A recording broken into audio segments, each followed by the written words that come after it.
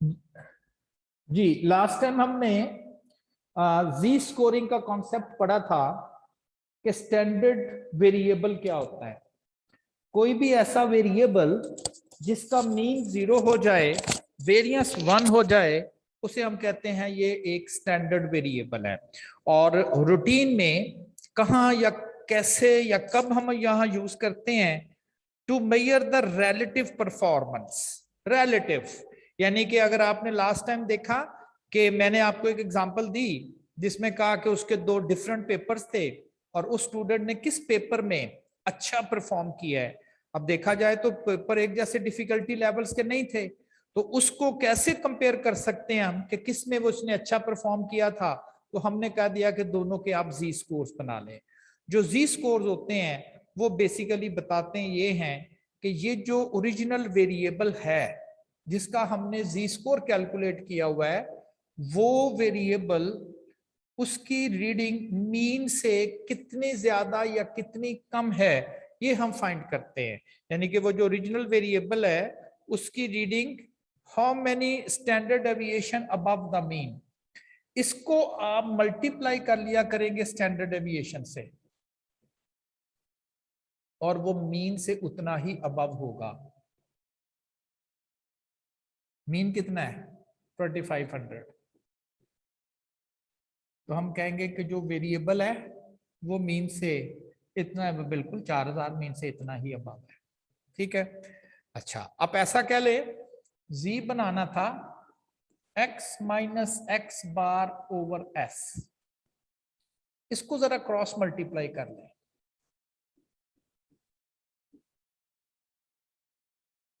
x एक side पे ले जाए, x bar plus G S, यही आपको बताया जा रहा है कि किसी भी वेरिएबल की जो स्टैंडर्ड वैल्यू होती है उससे x से ज़रब दे दें, वो वेरिएबल मीन से उतना ही ज्यादा होगा प्लस की वजह से।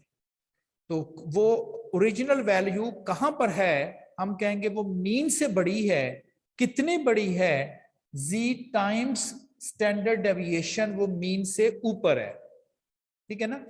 तो ये 3 टाइम्स स्टैंडर्ड डेविएशन मीन से ऊपर है, ये 2 टाइम्स स्टैंडर्ड डेविएशन मीन से ऊपर है, दोनों मीन से ऊपर है, लेकिन ये ज्यादा ऊपर है। तो सिंपल इज दैट, जिसकी जी वैल्यू ज्यादा आएगी वो ज्यादा बेहतर परफॉर्म कर रहा है, चाहे उनकी इंडस्ट्री आपस में फर्क ही क्यों ना हो। क्योंकि बिलाल की जी वैल्यू 3 है, तो Bilal performance is better than the Parvez performance, although इनकी दोनों की इंडस्ट्री भी डिफरेंट ही क्यों नहीं हो। तो ये है स्टैंडर्ड वेरिएबल क्या है और उसको हम क्यों यूज करते हैं, major the relative performance. Relative का वर्ड है, रिलेटिव से मुराद ये है कि बाकी लोगों को देखते हुए बताना है, ये नहीं कहना कि इसकी 4000 है इसकी 6000 है तो यही बेहतर है।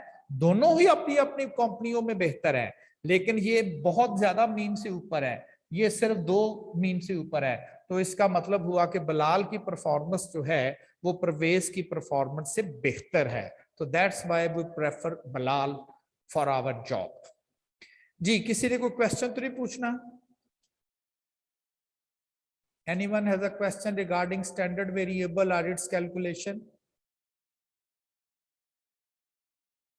नहीं, चलिए।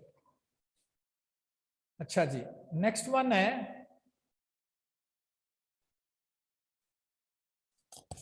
जी। सर अभी आपने जी स्कोर को किससे डिवाइड किया था? जी, अभी आपने जी स्कोर को किसी से डिवाइड किया था शायद, यहाँ पे 3 को। मैंने स्टैंडर्ड वेरिएबल का फार्मूला लिखा था, ये स्टैंडर्ड वेरिएबल का फार्मूला है। स्टैंडर्ड वेरिएबल का फार्मूला होता है variable minus mean of variable divided by standard deviation of that variable. जो हमने स्टैंडर्ड वेरिएबल का एक फार्मूला पढ़ा था, how to construct the standard variable. Variable जिसको मैंने x कह दिया, मीन ऑफ वेरिएबल जिसको मैंने x बार कह दिया, स्टैंडर्ड डेविएशन ऑफ वेरिएबल जिसे मैंने s कहते हैं। Standard variable z is equal to, तो मैंने बजाय इसके के एब्रीवेशंस में मैंने इसको नोटेशंस में लिख दिया। फिर आप इसको क्रॉस मल्टीप्लाई कर दें,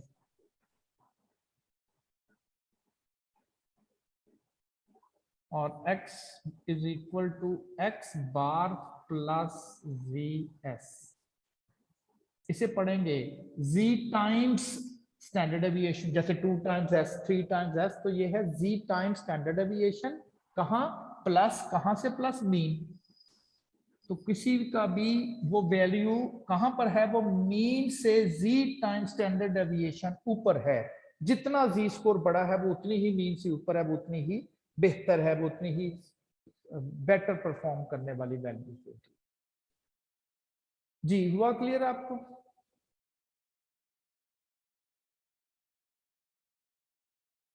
जी आपका क्वेश्चन। अस्सलाम वालेकुम सर। वालेकुम सलाम। कैसे हैं सर, ठीक ठाक हैं आप? जी फर्स्ट क्लास जी। जी सर, ये जो आप ये इसके डायरेक्ट कैलकुलेशंस आती हैं हमारे पेपर के अंदर? डायरेक्ट कैलकुलेशन से मुराद? सर ये यानी कि हमारे पास अगर दो परफॉर्मेंसेस वो हमें दे देते हैं, कह रहे हैं कि कंपेयर करो, तो हमारे पास इतना टाइम होगा कि हम बारी बारी दोनों को कितनी कंपेयर करके? कितनी कितनी देर लगेगी, कितनी देर लगेगी इनको डिवाइड करने में? फर्ज करें यही आता है, इस कैलकुलेशन को करने में कितनी देर लगेगी आपको? सर ये तो सीधी सीधी कैलकुलेशंस है ना, अगर हमें वो जरा कम्प्लेक्स दे देता है तो आती हैं 3 नंबर की आती हैं, 3 घंटे का पेपर, और क्या पूछना उसमें? क्वेश्चन तो ये बैलेंस होते हैं ना, वैल्यूज हमें वो मतलब ये क्वेश्चन थाउजेंड्स में बैलेंस देगा या वो पूछता है वैल्यूज हमें वो। पॉइंट्स में भी दे सकता है? जी सर वो वैल्यूज हमें थोड़ी हार्ड भी दे सकता है या ऐसे नॉर्मली देगा 4000 2000? नहीं, इससे और भी दे सकता है। 3.5 घंटे का, 3 घंटे का अगर आपको पेपर है तो उसमें कुछ क्वेश्चन तो ऐसे 2-3 सेकंड के होते हैं, और कोई क्वेश्चन 5-5 6-6 मिनट आपको लगने पड़ते हैं, इसलिए तो 3 नंबर का क्वेश्चन होगा। ठीक है ना? और कैसे क्वेश्चन आते चलो हैं ठीक ये मैंने पहले आपको कहा था कि चूंकि मैंने पेपर नहीं दिया, इसके लिए आपको वो बुक देख लें, जो कि आपको मैंने है दाऊद सर। शाहिद की बुक दी है ना, वो उसमें सारे फॉर्मेट के क्वेश्चन है।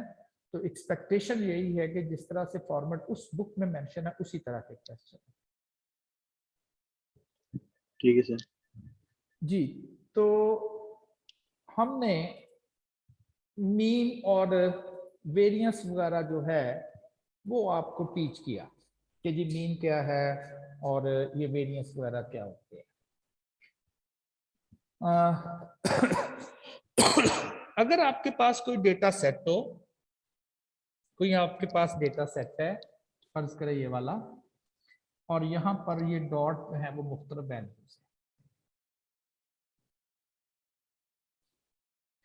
है। इन वैल्यूज की मदद से, ये जो वैल्यूज आपके पास आ रही हैं, इनकी मदद से मैं डेटे का मीन कैलकुलेट कर सकता हूँ। बिल्कुल, sum of all the values divided by the number of values, डेटे का मीन आ जाएगा। इन वैल्यूज की मदद से डेटे का मीन कैलकुलेट किया जा सकता है, लेकिन इन मीन की मदद से ओरिजिनल वैल्यूज नहीं बताई जा सकती, ये नहीं बताई जा सकती। Reverse is not true. एक डेटा सेट है, उसका मीन 40 है, बताएं जी पहली वैल्यू क्या है, दूसरी कौन सी है, थर्ड, फोर्थ, फिफ्थ, सिक्स्थ, नहीं बताई जा सकती। वैल्यू से मीन बताया जा सकता है, मीन से वैल्यू से नहीं बताई जा सकती। ये बात बड़ी क्लियर हो गई। लाइक मैंने एक टेस्ट लिया, मैंने टेस्ट स्टूडेंट से कैलकुलेशन की, मुझे पता चला कि क्लास की एवरेज 50 नंबर आ रहे हैं, वेरिएशन भी आ रही थी, मैंने वेरिएशन मेजर की और वो 5 है। याद है ना, standard deviation measures the variation in the data. मैंने प्रिंसिपल साहब को रिपोर्ट कर दी, मैंने कहा जी आज मैंने क्लास का टेस्ट लिया है, क्लास के टेस्ट में 50 मार्क्स एज एन मीन है, उनमें वेरिएशन भी है, और वेरिएशन मैंने स्टैंडर्ड डेविएशन से मेजर की है, वो 5 है। प्रिंसिपल साहब मुझसे पूछते हैं कि यार वो बच्चों के नंबर कितने कितने आए हैं? मैं कहूँगा सॉरी वो तो मैंने तो डेटा तो नहीं मेरे पास, मैंने तो मीन निकाला। मैंने कहा आपको क्या करना है, मैंने मीन बता दिया। प्रिंसिपल साहब कहते नहीं, मेरी इंटरेस्ट है कि मुझे बच्चों के नंबर जरा पता चलने चाहिए, ताकि मैं ये देखना चाहता हूं कि बच्चों के नंबर किस रेंज में आ रहे हैं।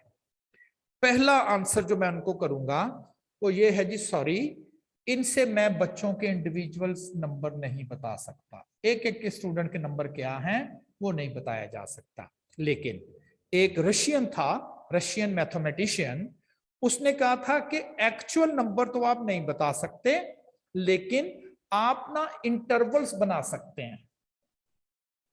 इंटरवल मतलब, इंटरवल से मुराद है वो कह सकता है 6 से लेके 15 तक, 5 स्टूडेंट या 4 स्टूडेंट या 3 स्टूडेंट। कहता जी ऐसे करके बताया जा सकता है।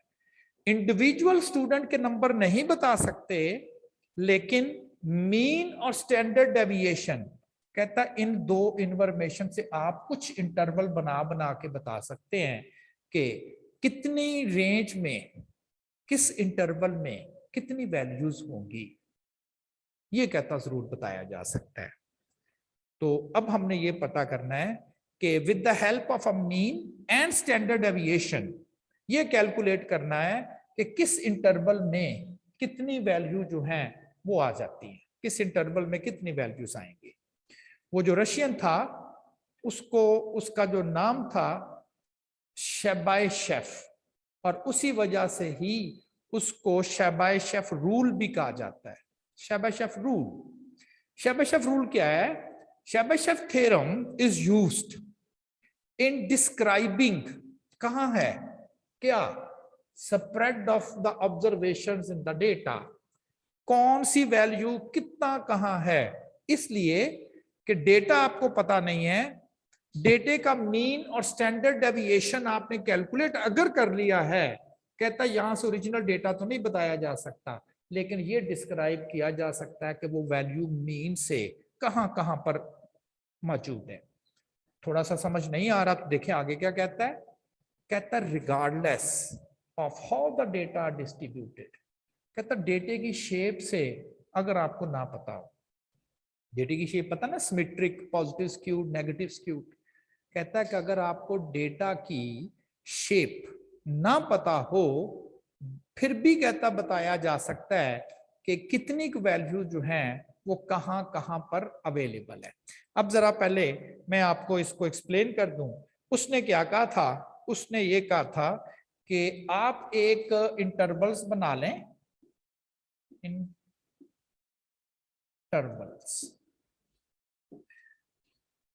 Mean plus minus 1s।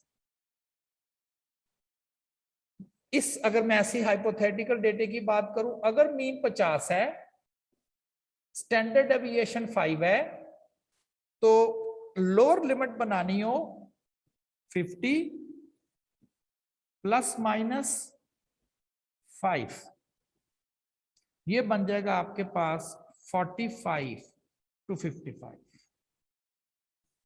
ये इस डेटे को देख के बनाया मैंने, ये बन जाएगा, इसे हम कहते हैं 1s इंटरवल। मतलब ये डेटे का मीन है, कहता है एक स्टैंडर्ड डेविएशन ऊपर चले जाए, 5 की 1 है तो 55 हो जाएगा, एक स्टैंडर्ड डेविएशन नीचे आ जाए 45, ये एक इंटरवल बन गया। इस इंटरवल में कितनी ऑब्जर्वेशन यहां यहां होंगी, क्योंकि ओरिजिनल तो बता नहीं सकते। कहता है हो सकता है, एटलीस्ट का वर्ड है, एटलीस्ट 0%। उसने प्रूफ किया था, कहता मे बी इस इंटरवल में कोई वैल्यू ही एग्जिस्ट ना करे, सारी वैल्यू इधर कहीं हो या इधर कहीं हो। फिर उसने एक और इंटरवल दिया, उसे हम कहते हैं 2s इंटरवल। अगर ये मीन 50 है, s 5 है, कहता जरा इंटरवल बड़ा बन जाएगा, ठीक है, 50 में से 10 माइनस करेंगे 40, 50 में 10 ऐड करेंगे तो 60, बड़ा हो गया ना इंटरवल। इंटरवल बन गया 40 से 60। कहता जी 40 से 60 यहां कितनी वैल्यूज होंगी इस इंटरवल में? उसने प्रूफ किया था एटलीस्ट 75%। ये फिक्स है, कम से कम 75% वैल्यू मीन 2s इंटरवल में आ जाएंगे। फिर उसने एक और इंटरवल बनाया, x bar plus minus 3s interval, ये और बड़ा बन जाएगा ना इंटरवल, ये और बड़ा इंटरवल बन जाएगा, ये और बड़ा इंटरवल जो है वो बन जाएगा 50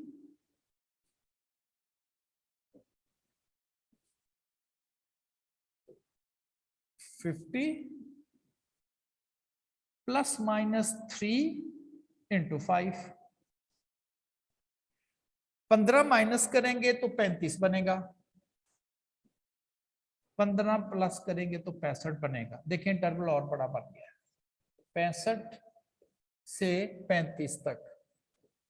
कहता यहां कितनी वैल्यूज होंगी, उसने प्रूव किया था 89%। उस रूल के तहत शेबेशेव रूल कहता है कि 1s इंटरवल के दरमियान हो सकता है कोई भी वैल्यूज ना हो, 2s इंटरवल में 75%, 3s इंटरवल में 89%। आप या तो ऐसे याद कर लें या इसको याद करते हैं। अब ये क्या लिखा हुआ है, ये लिखा हुआ है जी कि इंटरवल बनाने के लिए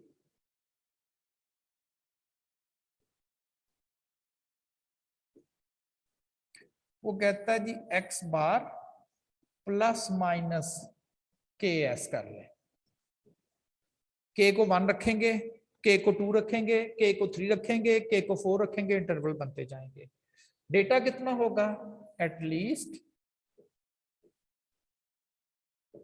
1 minus 1 by k square data होगा। अब जरा चेक कीजिएगा, फर्ज करें k को मैं 1 कर देता हूं, ये बन जाएगा फर्स्ट इंटरवल, 1s इंटरवल जिसे कहते हैं। यहां k की वैल्यू रखिएगा 1, 1 माइनस 1 ओवर 1 0, तो पहला देखें इंटरवल 0% ही था। k को रख ले 2, तो ये बन जाएगा दूसरा इंटरवल।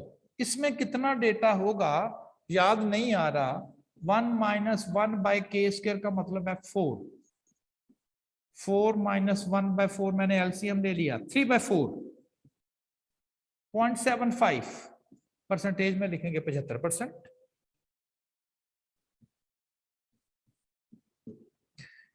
k को रख ले 3,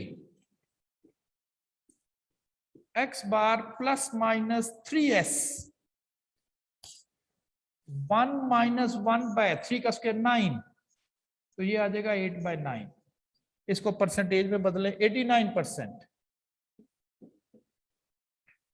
k को 4 भी किया जा सकता है, x bar plus minus 4s, इधर 4 कर लें तो ये आ जाएगा 15/16, परसेंटेज में लगा दें तो ये कोई राउंड अबाउट 95%। तो ये उस थ्योरम ने प्रूव किया था कि डेटा किस इंटरवल में कितना होगा। इंटरवल कैसे बनाना है, मीन में एक s को जमा करें, अपर लिमिट बन गई, मीन में एक s माइनस कर दे, s कितना जितना होगा तो इंटरवल बन जाएगा। प्लस करेंगे अपर लिमिट उस इंटरवल की बनेगी, माइनस करेंगे तो लोअर लिमिट बनेगी, डेटा कितना होगा 75। इसी चीज को मैंने यहां पर पोर्ट्रेट किया है।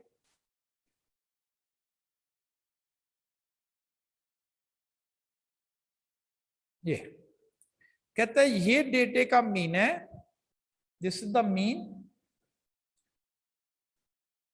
1s इधर चले जाए, ये आ गया, एक s इधर आ जाए, कहता हो सकता है यहां कोई भी डेटा ना हो, फिर 2s यहां पर आ जाए और 2s नेगेटिव कर लें।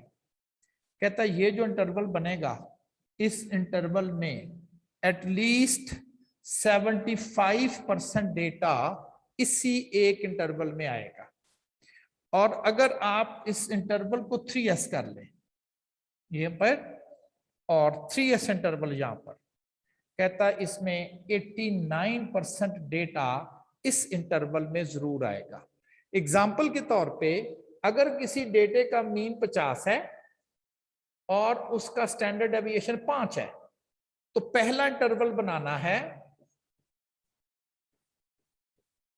5 प्लस करेंगे 50 में तो 55 बनेगा, 5 माइनस करेंगे 45 बनेगा। कहता हो सकता है 45 से लेके 55 तक कोई भी वैल्यू ना हो 1s में। जब आप 2s करोगे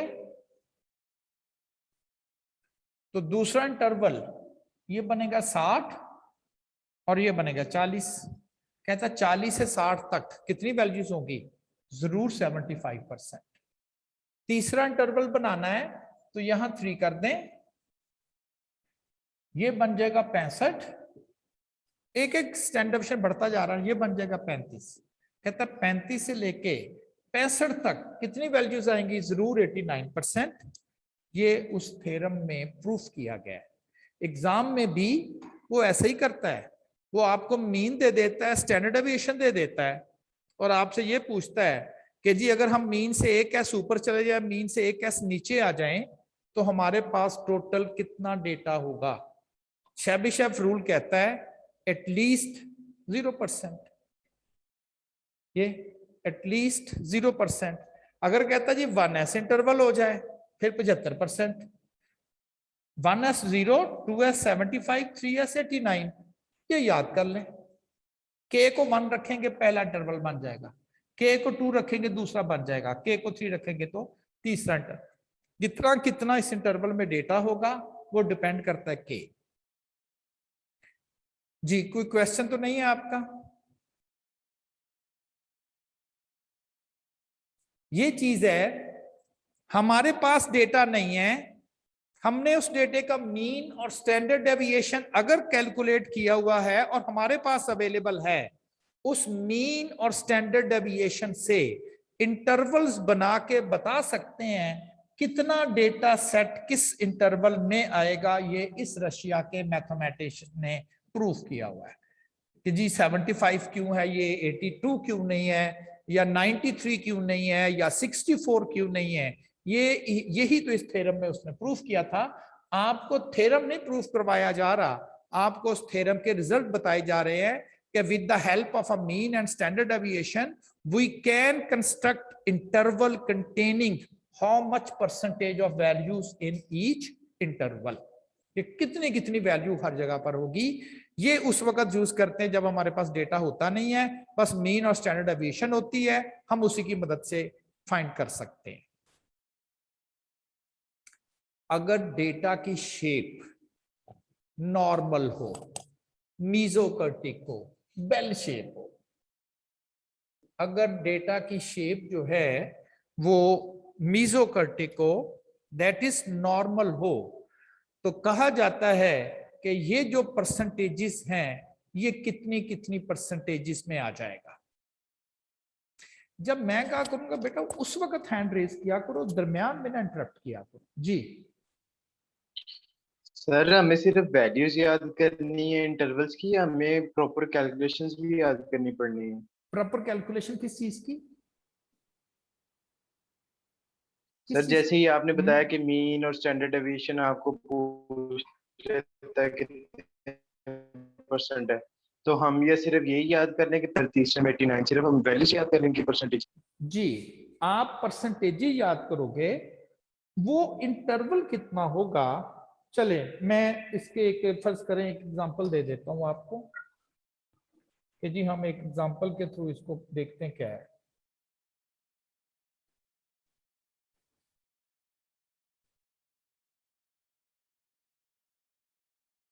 एग्जांपल है जी, if mean and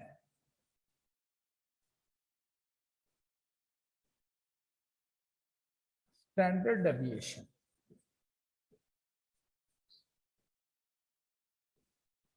of a data set are 30 and 2 respectively,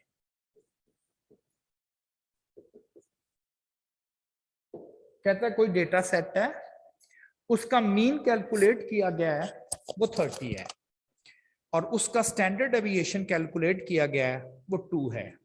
question क्या कर रहा है, कहता है how much % of values lie in the interval, how much % values lie in the interval 26 to 34। कहता 26 से लेके 34 तक। अभी देखें जिस डेटे का मीन 30 है, इसका मतलब वैल्यूज को 31 को 32 को 28 को 27 को 26 को 25 24 भी तो हो सकती है ना। वो कहता है कि अगर किसी डेटे का मीन 30 हो और उसका स्टैंडर्ड डेविएशन 2 हो तो 26 से लेके 34 तक कितनी वैल्यूज होंगी, क्वेश्चन है। अब कैसे आंसर करना है वो देखते हैं। कहता कितने % वैल्यूज डेटा में 26 से बड़ी और 34 से छोटी होंगी, यानी कि वो मीन तो 30 है, कुछ वैल्यू मीन से छोटी होंगी, कुछ वैल्यू मीन से बड़ी होंगी। कहता बता सकते हैं 26 से 34 के दरमियान कितनी वैल्यूज होंगी। अब देखिए डेटा तो नहीं मेरे पास तो सिर्फ मीन है, स्टैंडर्ड डेविएशन है, लेकिन बताया जा सकता है। बी पार्ट लिखेंगे फिर हम इसे सॉल्व करेंगे। विच इंटरवल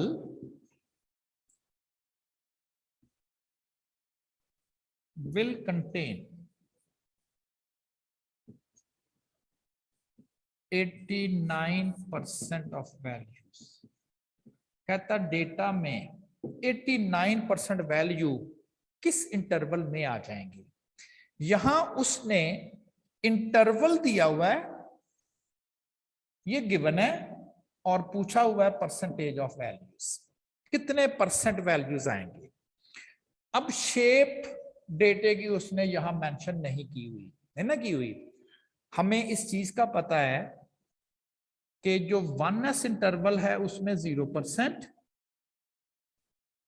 जो 2s इंटरवल है 75%, जो 3s इंटरवल है 89%। अब देखना यह है कि ये 1s है, 2s है कि 3s है। मीन 30 है, अगर ये 1s होता तो फिर आप कहते जी 1s होता तो उसने ऐसे मूव करना था, फिर होना था इंटरवल 28 से 32। ये क्या है 26 से 34, तो ये 1s नहीं है, जरूर ये 2s इंटरवल है, 2s है। 4 ऊपर गया 4 नीचे आया, ये जी 2s इंटरवल है। अगर ये 2s इंटरवल है तो ये 2s इंटरवल, तो फिर 75%। तो इसका आंसर है जी कम से कम 75% डेटा जो है वो इस इंटरवल में आ जाएगा। अगर डेटा में 100 वैल्यूज हैं तो 75 वैल्यू कम से कम जो है वो 26 से बड़ी होंगी और 34 तक होंगी। यानी कि उसने आपको इंटरवल गिवन हो, वो परसेंटेज आपसे पूछेगा, परसेंटेज गिवन हो वो इंटरवल पूछेगा। 2 क्वेश्चन। अब ये इंटरवल है, पता नहीं ये पहले वाला है, दूसरे वाला है कि तीसरे वाला।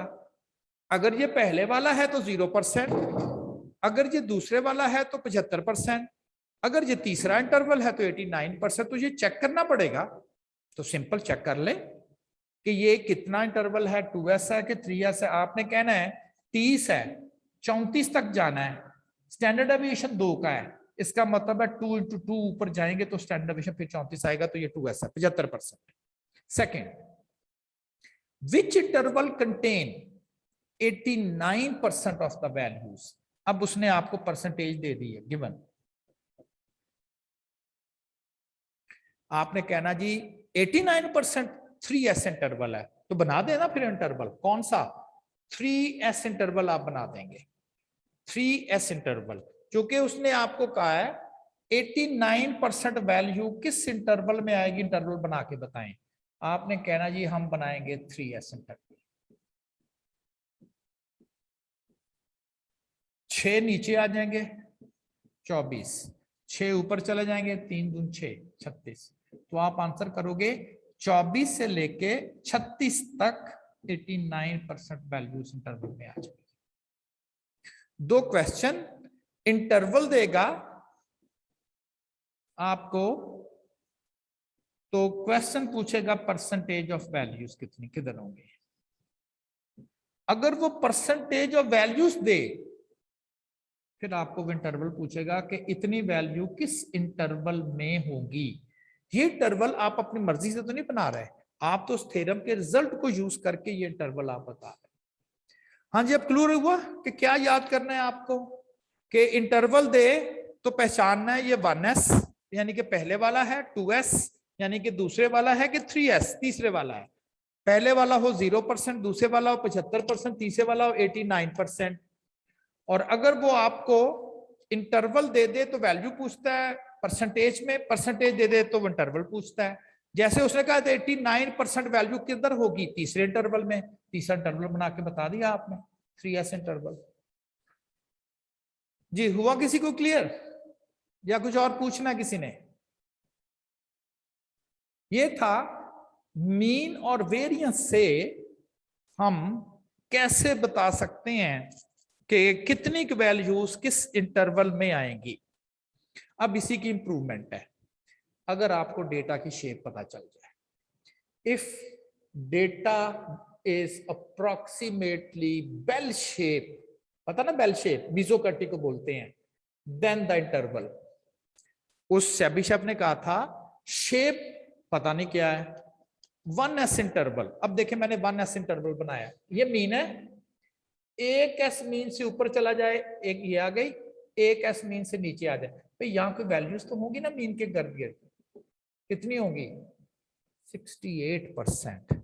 शेबिशेफ ने कहा था शक्ल पता ना हो तो हो सकता कोई भी ना आए, लेकिन अगर शेप उसकी बेल शेप हो गई तो 68% वैल्यू जो है वो इस 1s इंटरवल में आएंगी। कब? जब शेप बेल शेप हो। फिर आ गया 2s interval. 2s interval 95% value जो है वो 2s इंटरवल में आएंगी। दूर चले गए, बड़ा हो गया, कहता जी 95% वैल्यू इस इंटरवल में आ जाएंगे। 3s इंटरवल 99.7%, 73% एक्चुअली, चले 99.73%। इसे हम कहते हैं इंपीरिकल रूल। इंपीरिकल रूल उस वक्त जब क्या हो, शेप बता दिया जाए, अक्सर रूटीन में एग्जाम में बताएगा वो कि जी उसकी बेल शेप है। बेल शेप मीजोकर्टिक को कहते हैं, मीजोकर्टिक नॉर्मल को भी बोलते हैं, याद है ना, लेप्टोकर्टिक, मीजोकर्टिक, प्लेटिकर्टिक, ये दरमियान वाली शेप है, उसे हम बेल शेप, उसे हम मीजोकर्टिक, उसे हम नॉर्मल शेप भी बोलते हैं। तो मैं अगर इसको चीज को समराइज करके लिखूं, समराइज करके, तो जो 1s इंटरवल है, फिर 2s इंटरवल है, फिर 3s इंटरवल है, अगर शेप नॉन नहीं है तो 0%, 75%, 89%, और अगर शेप बेल शेप हो 68%, कम से कम 95%, और ये 99.73%। जो ये दो, इसको हम कहते हैं शेबिशेफ रूल, और ये कहलाता है इंपीरिकल रूल, जिसमें शेप नॉर्मल होगी, वो बताया जाएगा। तो ये दो फिगर्स बड़े इंपॉर्टेंट है एग्जाम में। वो आपको इसी तरह का प्रॉब्लम जैसे मैंने लिखा है ना, मीन वेरिएंस देता है, मीन स्टैंडर्ड डेविएशन देता है, और आपसे पूछता है इस इंटरवल में कितनी वैल्यूज होगी। आपने कहा डेटा दिया नहीं, हमें कैसे पता चलेगा? वो एक्चुअली इन रूल्स की मदद से पूछ रहा है।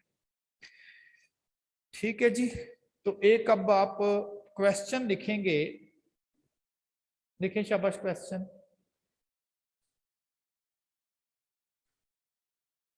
क्वेश्चन है जी,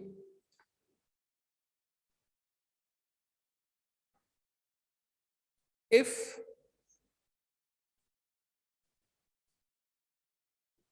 speed of cars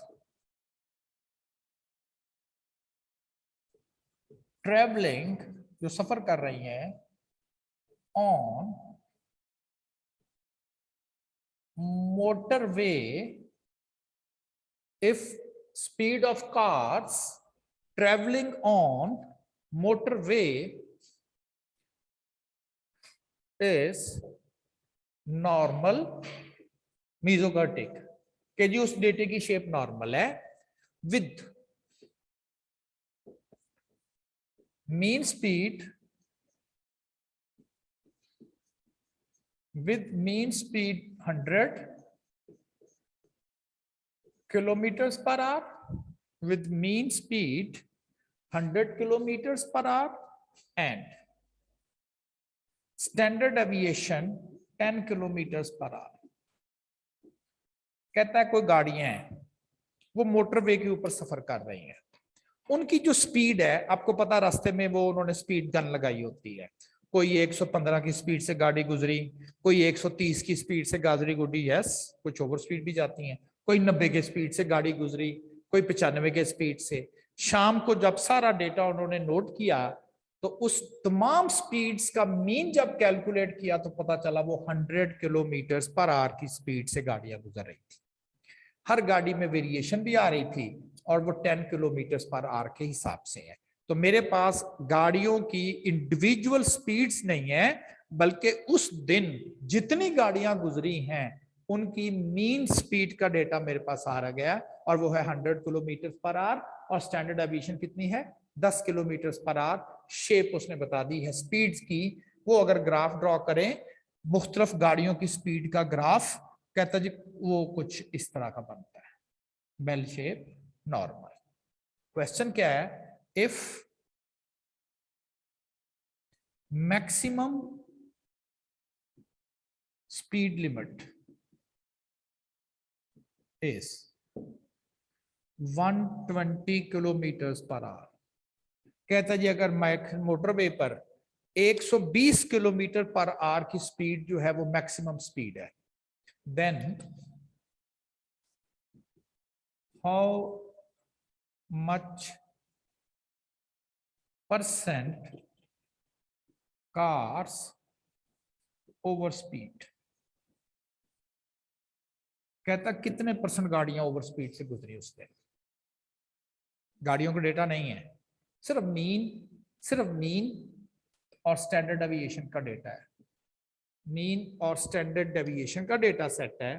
अगर 120 उसकी मैक्सिमम स्पीड लिमिट है तो पूछना यह है कि कितने परसेंट गाड़ियां 120 की स्पीड से ऊपर गई हैं, ओवर स्पीडिंग से गई हैं। 120 लिमिट है, 120 से ऊपर कितनी गाड़ियां जो है वो गई हैं। अब देखें इस डेटा सेट का मीन तो है 100 दिया हुआ है, देखना यह है कि 120 इस 100 से कितना दूर है। 1s, अगर ये 1s दूर होता तो 110 और इधर होता तो ये 90। ये 120 तो आया ही नहीं। अगर ये 2s दूर होता तो 20, 100 से 20 ज्यादा ये,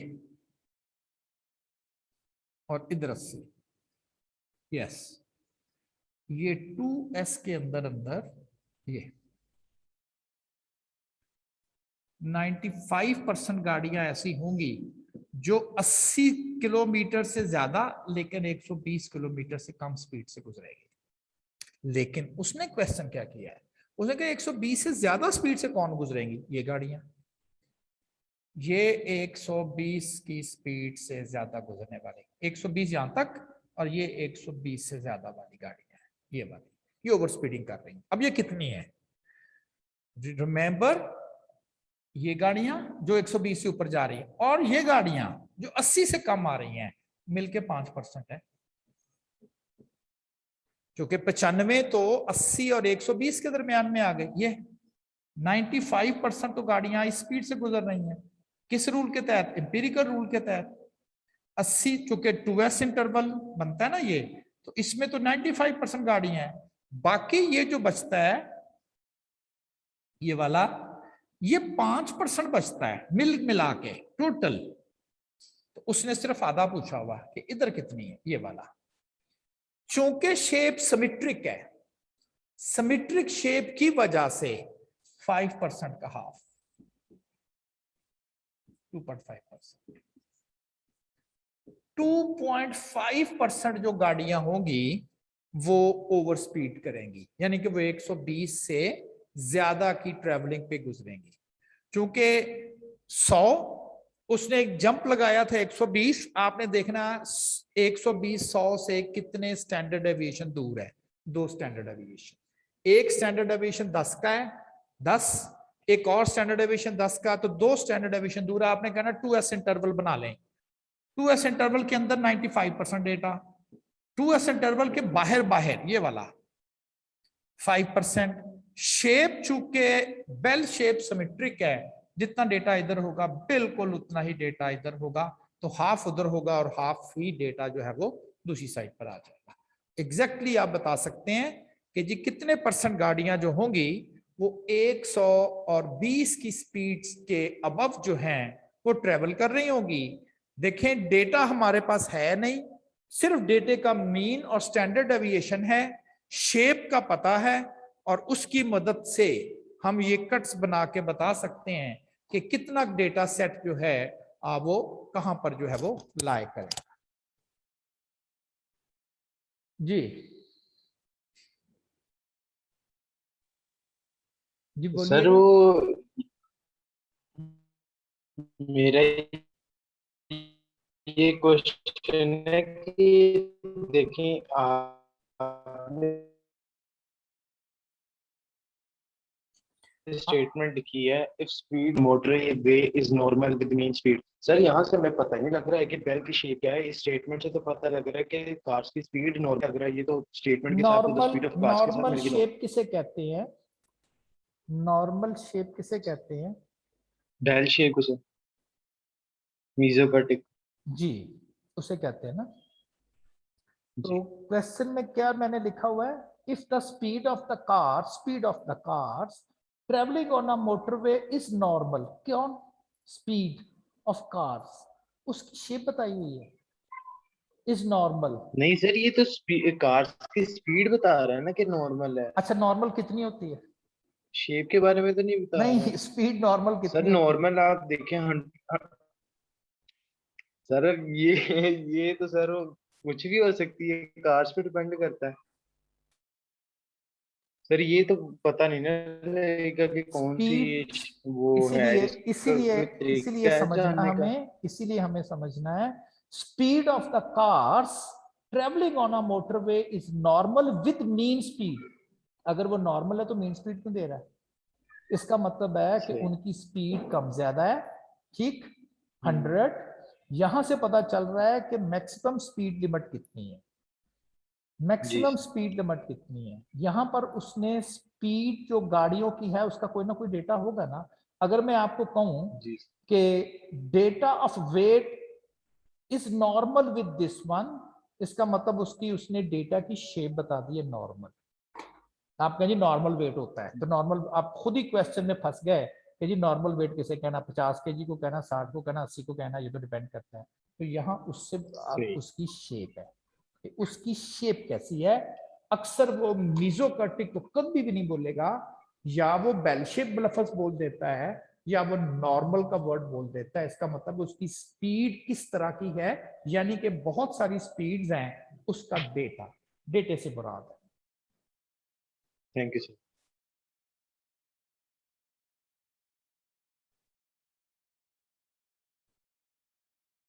जी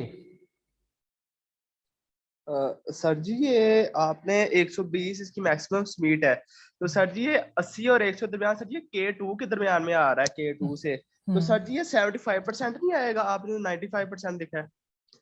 इसके ऊपर आप इंपीरिकल रूल लगा रहे हो कि शेबशेफ रूल लगा रहे हो? शेबशेफ रूल। क्यों शेबशेफ क्यों लगा रहे हो? शेप नहीं बता रही कैसी है, शेप तो बता रहे हैं हम। इंपीरिकल रूल कहता है this is called bell shape. Normal मैंने लफ्ज लिखा था, bell shape, mesokurtic, normal shape, इसे बोलते हैं, जो कि ना बहुत ज्यादा पीक हो ना बहुत ज्यादा फ्लैट हो। तो ये लफ्ज लिखा हुआ नॉर्मल, इस वजह से मैं उस पे जो है वो इंपीरिकल रूल अप्लाई कर। अच्छा सही है। नॉर्मल, मैंने बोला ना कि वो वर्ड नॉर्मल लिखेगा, मीजोकर्टिक या बेल शेप कम ही लिखता है, वो वर्ड नॉर्मल लिख देता, तो वो शेप बता रहा होता है। जी जी अस्सलाम वालेकुम सर। वालेकुम सलाम।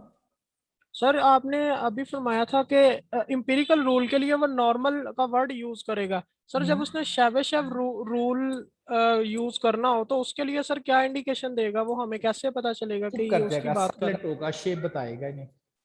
शेप नहीं बताएगा? जी, ठीक है यानी जी कि सर, वो थैंक यू। डेटे की शेप के मतलब कोई जिक्र नहीं करेगा।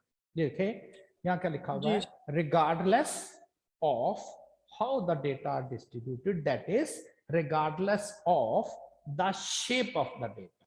शेप के जी सर। मतलब कुछ नहीं बोलेगा, बस वो कह देगा एक डेटा है, उसका ये मीन है, ये वेरिएंस है। अब हमें तो जी नहीं सर, पता थैंक उसकी यू। शेप कैसी है, हम कहेंगे शेबेशेव रूल से बताएंगे। एक डेटा सेट है, उसकी वो कहता है बेल शेप है या नॉर्मल है या मीजोकर्टिक है, हम फौरन कहेंगे इंपीरिकल रूल लगेगा, क्योंकि इंपीरिकल रूल जो है वो कहता है बेल शेप के लिए। जी ठीक है सर, ना, तो वो thank you empirical sir. Rule.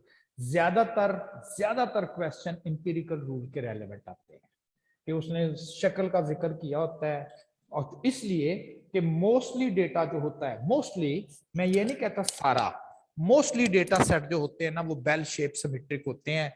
आपको एक्स्ट्रा ऑर्डिनरी लार्ज आदमी कम मिलेंगे, एक्स्ट्रा ऑर्डिनरी स्मॉल आदमी कम मिलेंगे, मोस्टली लोग नॉर्मल हाइट में होंगे, यानी कि ना तो उनकी हाइट बहुत ज्यादा होगी ना ही बहुत कम होगी। जी कोई और?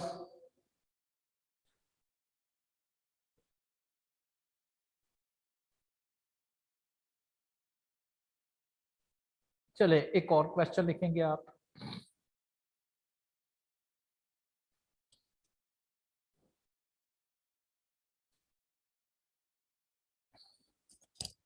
if marks of students in a class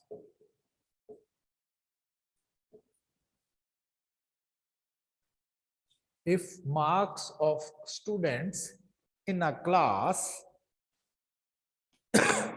has bell shape with mean 60 and standard deviation 10, with mean 60 and standard deviation 10, what percentage of students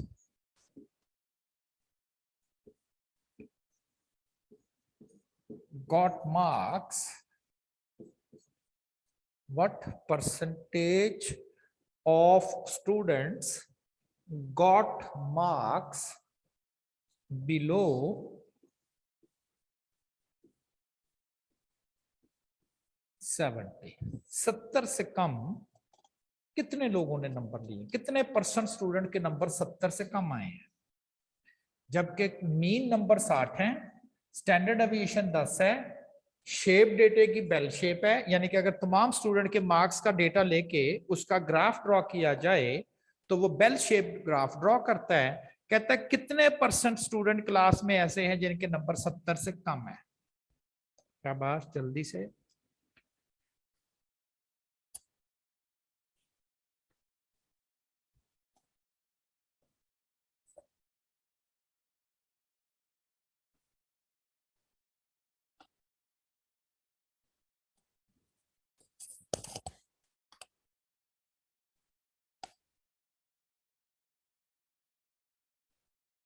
जी बोलिएगा।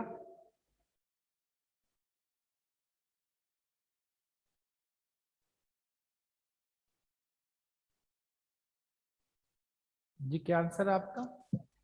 16% सर। 16 70 से कम 16% लोग हैं। अच्छा जी, आपका आंसर? सर 84%। 84%। अच्छा जी, आपका आंसर? बस 10 इज इक्वल टू 70, 70% आगे 68% में, हाँ 68% 32 में से 416 ओवर 2, एक नहीं एक 2 आ गया, एक 2 16% दिया।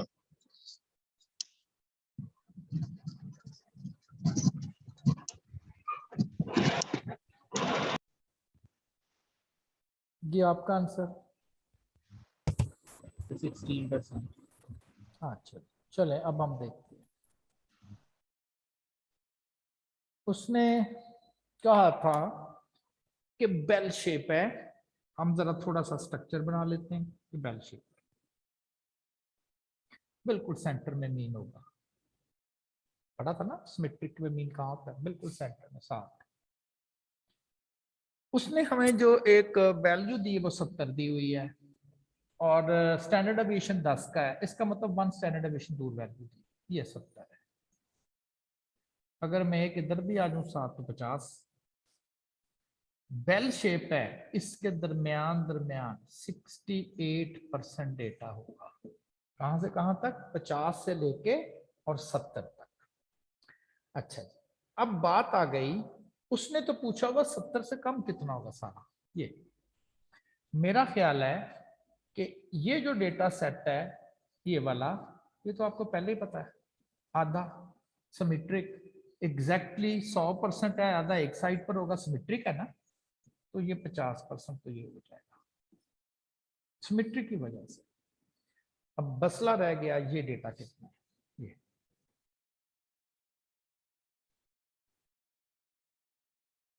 क्योंकि ये पता चल गया ये 50% है।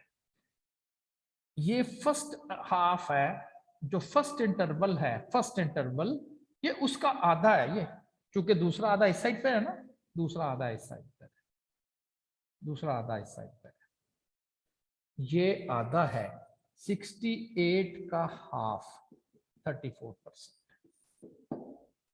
दोनों पर जाया जाए तो 68%। अगर सिर्फ हाफ की बात करेंगे तो 34, मुझे चाहिए भी इतना क्योंकि ये मुझे सारा पता है 50 है, तो 50 और 34%। 84% स्टूडेंट के नंबर 70 से कम हो गए। बड़ा ही इंपॉर्टेंट आर्टिकल है, बड़ा ही इंपॉर्टेंट आर्टिकल है, जिसमें हमें वो डेटा नहीं देता, मीन वेरिएंस और कभी शेप और कभी वो भी नहीं, और फिर पूछता है इससे ऊपर कितनी वैल्यू, इससे नीचे कितनी वैल्यू, इसके दरमियान में कितनी वैल्यू, इसके बियॉन्ड कितनी वैल्यू। तो आप देखा करेंगे ये उसने दिया वो जो हुआ है वो 1s है, 2s है, 3s है, 4s है, तो उस हिसाब से आप सब उसको जो है वो प्रॉपरली आंसर कर पाओगे कि ये क्या क्या इसके प्रॉपर आंसर आएंगे आपके पास।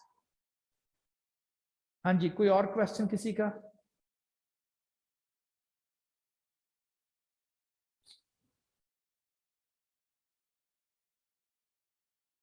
जी सर हमने कहा अगर उसने हमें शेप ना दी हो और वो हमें फर्स्ट इंटरवल में पूछे जी तो हमने कहा एटलीस्ट 0% होगी, जी तो वो 2%, वो उसने तो कम से कम कहा ना कि एटलीस्ट जी 0% होगी, ज्यादा से तो ज्यादा वो हमें कितनी कैसे, होगी नहीं बता सकते, वो हमें कैसे पता चलेगा? नहीं बता सकते ना, यही तो कह रहा हूँ। ज्यादा से ज्यादा हम सिर्फ, कितनी होगी कम से कम बता सकते हैं कितनी जरूर होगी, ओके सर ओके। कम से कम बता सकते हैं इतनी जरूर होंगी, ज्यादा से ज्यादा कितनी हो सकती हैं वो डोंट नो, यही बता सकते। Okay sir, thank you.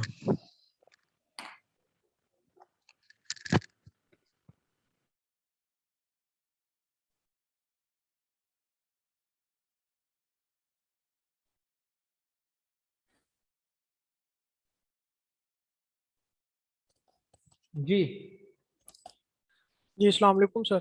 वालेकुम सलाम। सर ये एक थोड़ी सी ना चीज थोड़ी सी पूछनी थी कि ये हमें कैसे पता चलेगा कि डाटा 1s के रिलेटेड है या 2s के रिलेटेड है, ये थोड़ा सा रिकॉल कर दें सर। वो इंटरवल जो देगा वो आपको खुद जज करना है कि ये कितना इंटरवल है।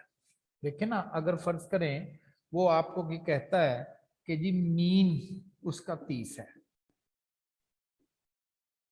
स्टैंडर्ड एविएशन उसकी 5 है। अगर आपको एक वैल्यू वो देता है और वो लफ्ज लाइक वो क्या देता है जी कि वो 45 है यहाँ पर, आप समझ लें कि आपने स्टैंडर्ड एविएशन के जंप लगाने हैं। 5 का जंप लगाएंगे कहाँ पहुंचेंगे? 35 पे। 35। 5 पर जंप लगाएंगे 40 पे, ये 2s हो गया। अब इसका मतलब 45 जो है वो यहाँ से 3s दूर है, 15 दूर है ना, ठीक है। तो इसका मतलब ये 3s हो गया। ये एक साइड ठीक है सर। बनती है। हाँ, यहाँ से पता चलेगा आपको कि ये 1s जी दूर लागू। है, 2s दूर है, 3s दूर है, तो यहाँ से उसको आपको idea. Okay sir, thank you. अच्छा, ये जो आपके पास एमसीक्यूज बुक है दाऊद शाहिद की, मेरा ख्याल है मुझे अब क्लियर नहीं है, आई थिंक 438 क्वेश्चन से स्टार्ट होता है उस बुक में और 617 तक जाता है। Almost 150 question, more than enough. उसमें कुछ क्वेश्चन आउट ऑफ सीक्वेंस आए हुए हैं, यानी कि वो डिफरेंट चैप्टर्स के हैं, मैथ्स के भी उसने गलती से आ गए हैं। ये 5 से 6 क्वेश्चन है, ठीक है ना, वो आप करेंगे आपको पता चल रहा होगा। ये कंपाउंड इंटरेस्ट का आ गया, ये तो हमने पढ़ा भी नहीं है। ये क्वेश्चन आप साथ साथ करें। इन क्वेश्चन को आपने अपनी वो जो बुक है उसमें, अब मुझे ये याद नहीं है कि ये 438 से स्टार्ट होता है या किस से स्टार्ट होता है। आपने ये एक्सरसाइज साथ साथ परफॉर्म करनी है, वो जो आपको एमसीक्यूज की बुक दी गई है दाऊद शाहिद की। फिर आप मुझसे डिस्कस करेंगे ऑन फ्राइडे। फ्राइडे दिन वाले दिन आपकी इस कोर्स से डिस्कशन होगी, ठीक। आप मुझे इस कोर्स से डिस्कशन करेंगे या सैटरडे कर लें। मैं ज्यादा लेट इसलिए नहीं कि उस वक्त तक एक और चैप्टर खत्म हो जाना, इसलिए आप जल्दी से जल्दी आप इसकी डिस्कशन करेंगे। आप क्वेश्चन नंबर बोला करेंगे और मैं स्क्रीन पे वही क्वेश्चन ले आया करूंगा, फिर आपसे डिस्कस किया जाएगा कि इसका पॉसिबल सॉल्यूशन जो है वो क्या है, ठीक है जी। हाँ, तो ये आपने क्वेश्चन जो है फिलहाल सॉल्व करने हैं।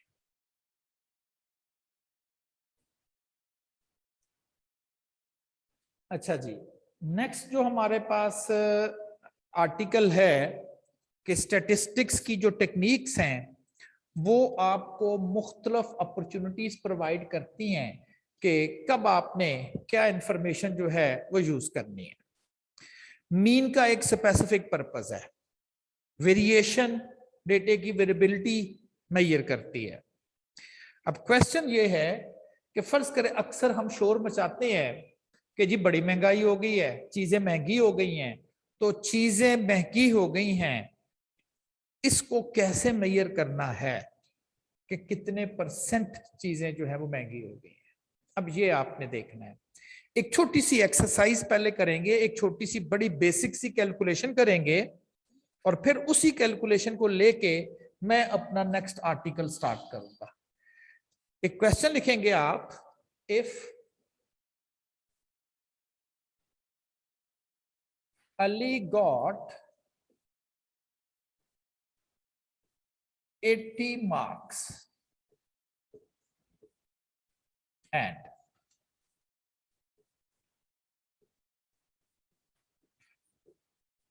Babar got 60 marks। Total marks पता नहीं है। अली ने एक पेपर हुआ है, दोनों क्लास फेलो हैं, समझ लें पेपर हुआ है उनका। एक ने वहां पर 80 मार्क्स लिए हुए हैं और एक के जो हैं उस पेपर में वो 60 मार्क्स आए हुए हैं। क्वेश्चन है रिप्रेजेंट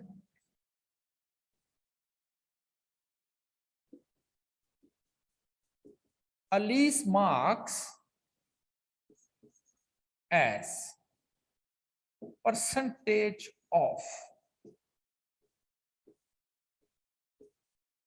बाबर्स मार्क्स, ये क्वेश्चन है। Represent Ali's marks as percentage of Babar's marks. पहले एक कंफ्यूजन दूर कर लें, मैं अली के परसेंटेज नंबर नहीं पूछ रहा, क्योंकि आपको टोटल नंबर तो पता ही नहीं पेपर है कितने नंबर का। अली के 80 नंबर हैं, अगर तो मैं कहता अली के कितने परसेंट नंबर हैं, तो आपने कहना था Ali marks over total marks into 100। Remember, मैं ये नहीं पूछ रहा कि अली के कितने परसेंटेज हैं, बल्कि लिखा जा रहा है represent Ali's marks as a percentage of Babar marks. क्या करेंगे आप, अलीज मार्क्स 80 हैं as percentage of Babar's marks 60 and multiply by 100। इसका आंसर कैलकुलेट करेंगे तो आता है 133%। पहली दफा आपको कंफ्यूजन आई होगी कि ये जी 100% से ज्यादा ऊपर, मैं कौन सा आपको टोटल में से बता रहा हूं, ठीक है ना। वो तो बात ठीक है कि अगर टोटल में से उसकी परसेंटेज निकाली जाए तो किसी सूरत में भी अब मैक्सिमम टोटल नंबर आ सकते हैं तो 100%। अब इसका मतलब क्या है ये समझना है। डिनोमिनेटर में क्या चीज है 60, ये किसके नंबर है, बाबर के, ठीक। अब इसका मतलब क्या है, इफ बाबर got 100 marks,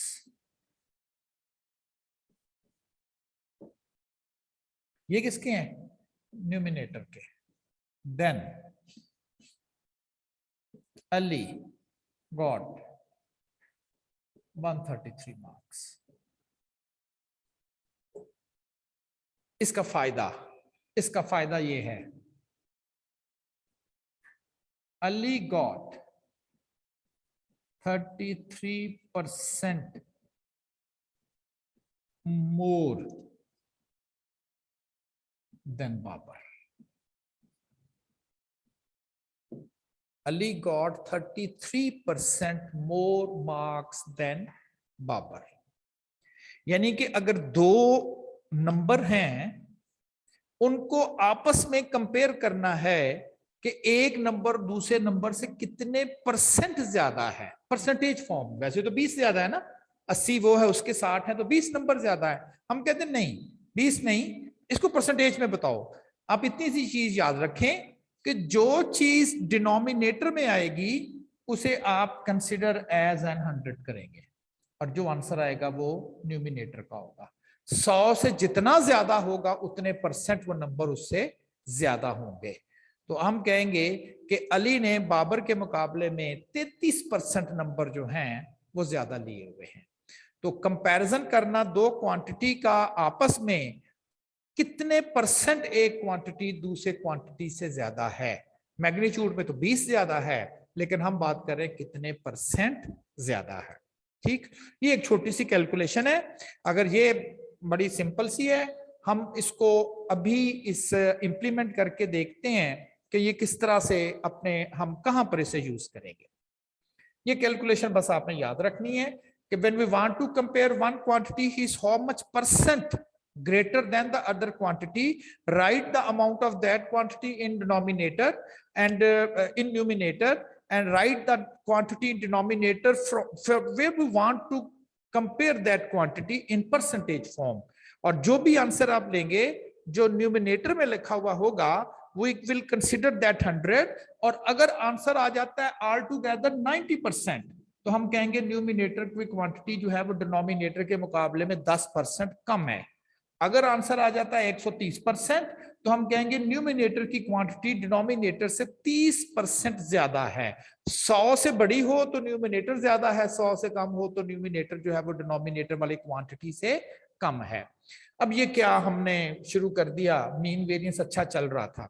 अब देखें, हम अक्सर एक क्लेम करते हैं जी चीजें बड़ी महंगी हो गई हैं, बहुत महंगा हो गया जी पेट्रोल, लेकिन मेरा नहीं ख्याल कि पेट्रोल बहुत महंगा हो गया है। कल मैंने पेट्रोल लिया था उतने का था, आज भी लिया 1 रुपए का फर्क है, बस 1 रुपए महंगा हुआ। आप तो कह रहे हैं बहुत महंगा हो गया। हाँ, आप कहेंगे सर 2 साल पहले देखें वहां वो 80 रुपए का था, हाँ ये बात ठीक है। तो अब हमने कंपैरिजन करना है, मुख्तलिफ कमोडिटीज हैं, पेट्रोल है, घी है, शुगर है, इनकी कीमतें बढ़ रही हैं। कौन सा ऐसा स्टैटिस्टिक्स की टेक्निक है जो हमें ये बताएगी कि कितनी प्राइसेस इनकी बढ़ गई। एक बात, अगर मैं आपको कहूं कि 2 रुपए किसी चीज की कीमत बढ़ गई है तो मेरा ख्याल वो कितनी ज्यादा नहीं है, लेकिन अगर वो बॉल पॉइंट है और 2 रुपए कीमत बढ़ गई है, ये तो बहुत ज्यादा है। अगर वो कैलकुलेटर है और 2 रुपए उसकी कीमत बढ़ गई है तो ये कोई मायने नहीं रखती। हम अब एब्सोल्यूट में बात नहीं करेंगे, हम परसेंटेज में करेंगे। जब मैं परसेंटेज में करूंगा, चाहे वो बॉल पॉइंट हो, चाहे वो एसी हो, चाहे वो कैलकुलेटर हो, मैं कहूंगा अगर वो 100 रुपए का था अब कितने हो गया, और जी 15% बढ़ गया, 20% बढ़ गया। ये सब इक्वल फुटिंग्स पर आ गए, वरना हम कंफ्यूज होते रहना था कि जी 2 रुपए तो कीमत कुछ भी नहीं है, कैलकुलेटर है तो कुछ भी नहीं, बॉल पॉइंट है तो बहुत कुछ है। इसकी बजाय हम जिसकी भी कीमत कंपेयर किया करेंगे उसकी कीमत को हम रखा करेंगे, ये 100 हो अब कितनी हो गई, परसेंटेज फॉर्म में बताया करेंगे। आप जरा न्यूज़पेपर में पढ़िएगा, वहां पर भी आती है महंगाई की शरह 3% बढ़ गई, 2.5% बढ़ गई, आता ना 1.7% बढ़ गई। यानी कि कीमतों को वो 100 रुपया समझ के बताते हैं कितनी बड़ी है। यही हमारा काम है। तो नेक्स्ट आर्टिकल हमारा यही होगा कि मुख्तलिफ जो कमोडिटीज हैं, व्हीट है, शुगर है, पेट्रोल है, उनकी कीमतें बढ़ रही हैं, कैसे मेजर करना है हमने कि कितने % उनकी कीमतें जो है वो बढ़ गई हैं। और इसके लिए कौन सी हम स्टैटिस्टिक्स का फॉर्मूला यूज करेंगे, उसे हम इंडेक्स नंबर का नाम देते हैं। Index number, and index number measures how much a variable, अब वेरिएबल किसे कहना देखते हैं, किसे कहते हैं variable, how much a variable changes over time. कहता है टाइम गुजरता जा रहा है, 2 साल पहले इसकी कीमत ये थी, आज उसकी कीमत ये हो गई है, तो कितनी चेंज आई है। That is index number measures the changes occurring in the variable from time to time. 2 साल पहले ये था, आज ये है, तो कितना इसमें फर्क पड़ गया है। अब कहता है वेरिएबल किसे कहना है, जिसकी हमने चेंजेस को मेजर करना है। कहता है वो जो वेरिएबल है जिसकी हमने चेंजेस मेजर करनी है, वो किसी कमोडिटी, जिसको कहते हैं ना कमोडिटी, व्हीट एक कमोडिटी है, कॉटन एक और कमोडिटी है, घी कमोडिटी है, पेट्रोल कमोडिटी है, इसकी प्राइस में चेंजेस आ रही हैं, उनको मेजर करेंगे। ठीक है। क्वांटिटी सोल्ड होता है ना, ये क्वांटिटी 4 साल पहले तो बहुत बिकती थी, आजकल इतनी नहीं बिक रही। लाइक गाड़ियों में सीएनजी 3 साल पहले या 4 साल पहले तो बहुत बिकती थी, आजकल गाड़ियों में सीएनजी इतनी नहीं है, तो उसका भी कंपैरिजन करेंगे हम। क्वांटिटी, कितनी क्वांटिटी सोल्ड जो है वो बढ़ गई है या कम हो गई है। क्वांटिटी कंज्यूम भी हो सकती है। आजकल गर्मियों की वजह से, जो गर्मियों के मुकाबले में कंजम्पशन ऑफ इलेक्ट्रिसिटी कंज्यूम्ड ये कम हो गई है, क्योंकि मौसम थोड़ा बेहतर हो गया है, एसी जल्दी ठंडे करते हैं, तो लोगों ने बंद भी कर दिए होंगे, उसका भी कंपैरिजन करेंगे। एक्सपोर्ट्स हो सकती हैं कि जी इतनी एक्सपोर्ट्स हो रही हैं, इतनी, जैसे आजकल अफगानिस्तान से बहुत ज्यादा एक्सपोर्ट हो रही है, क्योंकि हालात ठीक हो गए हैं, बहुत ज्यादा वहां से ट्रक, सुना एक दिन में पता नहीं कितने 100 ट्रक पाकिस्तान में आ रहे हैं। Imports, wages, workers, sale, production, college में स्टूडेंट्स की इनरोलमेंट, जैसे आजकल आप देख रहे होंगे इस कॉलेज में तीसरा सेक्शन भी स्टार्ट हो चुका है। तो कहते हैं कि इनमें जो चेंजेस आ रही हैं, किस किस में, प्राइस में, क्वांटिटी में, सेल्स में, वेजेस में, इंपोर्ट में, एक्सपोर्ट में, वक्त गुजरने के साथ साथ उनको कैसे मेजर करेंगे, कौन सा फार्मूला लगाएंगे, हम इंडेक्स नंबर का लगाएंगे। तो index number measures the changes in the variables, that variable may be price, quantity, export, imports, or the number of students in a college. हम बेसिकली हमारा ये जो कोर्स है उसमें हम सिर्फ 3 इंडेक्स नंबर डिस्कस करेंगे। एक हम करेंगे प्राइस इंडेक्स नंबर, जो प्राइस कंपैरिजन करेगा, प्राइसेस का हम कंपैरिजन किया करेंगे। एक हम करेंगे क्वांटिटी इंडेक्स नंबर, वो सिर्फ क्वांटिटी का कंपैरिजन किया करेगा, कि जी कितनी क्वांटिटी ज्यादा या कम जरूरी, और एक होगा वैल्यू इंडेक्स। हम क्या करेंगे, P को Q से मल्टीप्लाई कर देंगे तो ये आप समझ लें उस आइटम की वैल्यू बन जाएगी। तो 3 इंडेक्स नंबर हम डिस्कस करेंगे। प्राइस इंडेक्स नंबर जो मुख्तलिफ कमोडिटीज की प्राइसेस का कंपैरिजन करेगा, क्वांटिटी इंडेक्स नंबर जो मुख्तलिफ आइटम्स की क्वांटिटी कंज्यूम्ड या क्वांटिटी प्रोड्यूस्ड का कंपैरिजन करेगा कि जी फैक्ट्री थी वो 2010 में तो उसने इतने हजार मोटरसाइकिल बनाई, आज वो इतने लाख मोटरसाइकिल बना रही है, तो चेंज आ गई ना क्वांटिटी प्रोडक्शन में। तो वो भी कंपैरिजन करेंगे कि कितने % उसकी प्रोडक्शन फैक्ट्री की बढ़ गई है। और इसी तरह से वैल्यू इंडेक्स, जहां प्राइस का जिक्र आएगा फार्मूलों में मैं P लिखा करूंगा, जहां क्वांटिटी का जिक्र आएगा मैं फार्मूले में Q लिखा करूंगा, और जहां वैल्यू का जिक्र आएगा मैं फार्मूले में V लिख दिया करूंगा, जो कि P और Q को आपस में मल्टीप्लाई होकर के। तो ये 3 इंडेक्स नंबर्स हमने पढ़ने हैं, कंपैरिजन समझने करने हैं, किसका, मुख्तलिफ कमोडिटीज का, किसके साथ, फ्रॉम टाइम टू टाइम। तो जी 2 साल पहले ये थी, आज ये है, कितने % बढ़ गई। जैसे आप ऐसा कह लें, उसको मैंने एग्जांपल दी थी जी, 2 साल पहले वो 60 रुपए की थी, आज 80 रुपए की हो गई। जैसे वो मार्क्स थे ना, उसको आप प्राइस में बदल दें कि जी 2 साल पहले पेट्रोल 60 रुपए का था, आज 80 रुपए का हो गया, कितने % उसकी कीमत बढ़ गई, 33% पेट्रोल की कीमतें बढ़ गई। आपको कभी भी नंबर नहीं मिलेगा, आपको परसेंटेज मिलेगी। 2% महंगाई होगी, 3% है, तो पेट्रोल की कीमत 60 से 80 पर आ गई, तो ये 33% इसकी कीमत जो है वो बढ़ी है। इंडेक्स नंबर जो है उसको हम, ये पूरा रोड मैप है, यानी कि पूरा जो आपका ये चैप्टर है ना इंडेक्स नंबर वाला, ये उसका रोड मैप है। इंडेक्स नंबर सिंपल भी हो सकते हैं। सिंपल इंडेक्स नंबर उस वक्त आप लेंगे जब हमारे पास कंपैरिजन के लिए सिर्फ और सिर्फ एक सिंगल होगा, सिर्फ पेट्रोल की कीमत है और जो और कोई दूसरी आइटम नहीं कंपेयर कर रहे हैं, तो हम कहेंगे ये सिंगल नंबर है, इसलिए हम उसे कहेंगे ये सिंपल इंडेक्स नंबर है, just the comparison of one quantity. लेकिन शायद ऐसा ना हो, हमें सेवरल वेरिएबल्स को एट ए टाइम डिस्कस करना है। पेट्रोल भी है, घी भी है, शुगर भी है, मीट भी है, तो हम इसे कहेंगे ये होगा composite index number.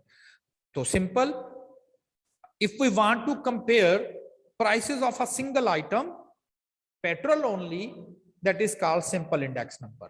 And if we want to compare several items, इसको हम कहेंगे ये composite index number है, जिसमें घी आ गया है, चीनी आ गई है, व्हीट आ गया है, फ्लोर आ गया, आटा आ गया है, तो हम कहते हैं ये 5 आइटम है, इनकी प्राइसेस का कंपैरिजन किया जा रहा है। ज्यादा आइटम है, ज्यादा आइटम है जी, composite index number. I think so simple और कंपोजिट इंडेक्स नंबर में आपको डिफरेंस क्लियर हो गया कि अगर सिर्फ सिंगल आइटम कंपैरिजन है तो सिंपल इंडेक्स नंबर, अगर मल्टीपल आइटम्स है तो कंपोजिट इंडेक्स नंबर। अब फर्ज करें हमारे पास 5 आइटम्स हैं, एक ए है, बी है, सी है, डी है और ई है। 5, 1 2 3 4 5, इधर सिर्फ एक आइटम था ए, उसका कंपैरिजन करना था, इधर 5 है। अब इसमें हम अनवेटेड इंडेक्स नंबर यूज करेंगे। अनवेटेड इंडेक्स नंबर क्या है? ये जो 5 आइटम है, मैं क्या करूंगा, इन 5 आइटम की कीमत को मैं ऐड कर लूंगा, एक सिंगल प्राइस बना ली जाएगी। चाहे ये पेट्रोल की कीमत हो, ये एग की हो, ये मिल्क की हो, ये व्हीट की हो, ये कॉटन की हो, मैं सबको जमा कर लूंगा और कहूंगा ले जी ये 5 की कीमत जमा कर दी और एक सिंगल प्राइस बन जाएगी। यहां तो होगी सिंगल प्राइस, एक ही आइटम है ना। यहां 5 आइटम थे, किसी की कीमत 100 रुपया थी, किसी की 30, किसी की 20, किसी की 15, मैं सब कुछ जमा कर दूंगा और एक सिंगल प्राइस बना ली जाएगी। सिंगल प्राइस, वहां पहले सिंगल थी। अब वो जो 5 आइटम मैं जमा करूंगा, मैं किसी को वेटेज नहीं दूंगा, इंपॉर्टेंस नहीं दूंगा। मेरे लिए पेट्रोल, घी, शुगर, व्हीट, कॉटन सब एक जैसे ही हैं, मैं सबकी प्राइसेस को बस जमा कर दूंगा। इसलिए हम इसे कहेंगे सिंपल एग्रीगेटिव इंडेक्स। एग्रीगेट का मतलब होगा मैं जमा करूंगा, सिंपल का मतलब होगा यहां सिंगल नहीं है। यहां तो सिंपल का मतलब सिंगल है ना, यहां इससे मुराद है कि मैं किसी को वेटेज नहीं दूंगा। इसके कॉरेस्पॉन्डिंग यहां देखिएगा, वो मीन नहीं किया था, वेटेड मीन। हम कहेंगे 5 आइटम है, इसमें एक पेट्रोल है, आप तो सिंपली जमा कर रहे हो, यार पेट्रोल को ज्यादा वेटेज होनी चाहिए थी कैलकुलेशन में। यस, ऐसे ही किया जाएगा। अगर जो कंपोजिट आइटम्स हैं, उन कंपोजिट आइटम में अगर उन आइटम्स की वेटेज कम ज्यादा होगी जो कि हम देंगे, हम उसे कहेंगे फिर आप वेटेड इंडेक्स नंबर कैलकुलेट करें। तो इंडेक्स नंबर, जो कंपोजिट इंडेक्स नंबर्स हैं, कंपोजिट वो 2 तरह के होंगे।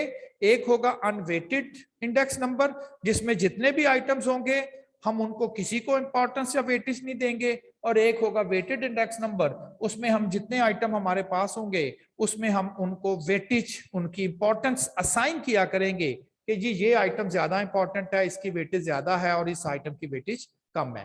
तो ये पूरा रोड मैप होगा। पहले मैं सिंपल इंडेक्स नंबर आपसे डिस्कस करूंगा, सिंगल आइटम, फिर कंपोजिट इंडेक्स नंबर डिस्कस किया जाएगा, उसमें पहले अनवेटेड डिस्कस करेंगे, फिर इसका एक प्रॉब्लम डिस्कस करके हम कहेंगे नहीं जी वेटेड करना चाहिए, अनवेटेड तो प्रॉब्लम करेगा हमें। नोटेशन क्या यूज की जाएंगी, मैंने कंपैरिजन करना है। आज 221 चल रहा है, पेट्रोल की कीमत का कंपैरिजन करना है 2016 में कितना था, 2020 का भी कंपैरिजन करना है, 2020 का पेट्रोल का, 2019 का भी करना है। जिसके साथ हम कंपैरिजन करेंगे, जिसके साथ हमें कंपैरिजन करना है, हम 2016 की कीमतों के साथ कंपैरिजन कर रहे हैं, इसे हम बेस ईयर बोलेंगे।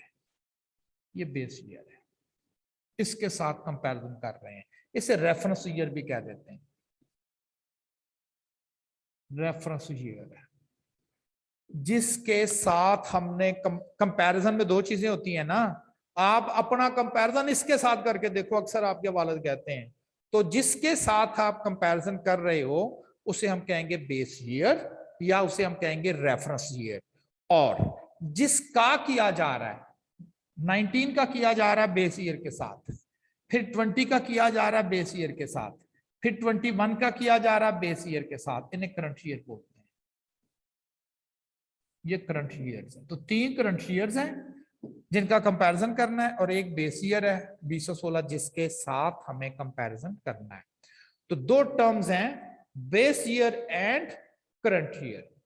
कहता है जो बेस पीरियड में, बेस ईयर में कीमत होगी, या जो बेस ईयर में क्वांटिटी होगी, या बेस ईयर में जो वैल्यू होगी, उसे हम P0 या Q0 या V0 से रिप्रेजेंट किया करेंगे।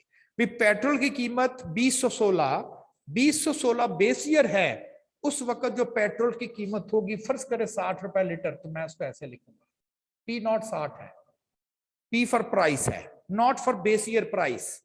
बताने का एक तरीका, 2016 बेस ईयर है या 2017 बेस ईयर है, तो बेस ईयर की प्राइस को मैं P0 के साथ लिखा करूंगा, P फॉर प्राइस लिखा करूंगा, नॉट का मतलब होगा बेस पीरियड है ये।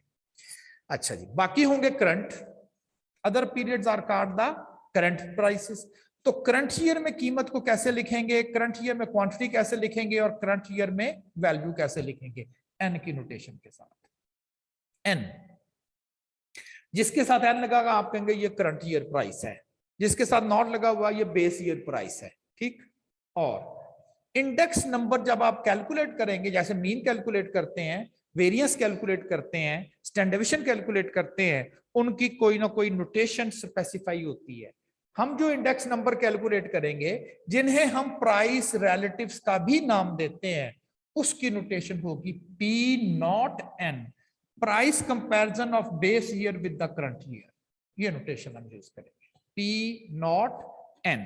जैसे मीन हम कैलकुलेट करते हैं, वेरिएंस कैलकुलेट करते हैं, प्राइस इंडेक्स नंबर कैलकुलेट करेंगे, this is the comparison of base year price with the current year price. तो ये लिखने का एक स्टाइल है, एक नोटेशन है।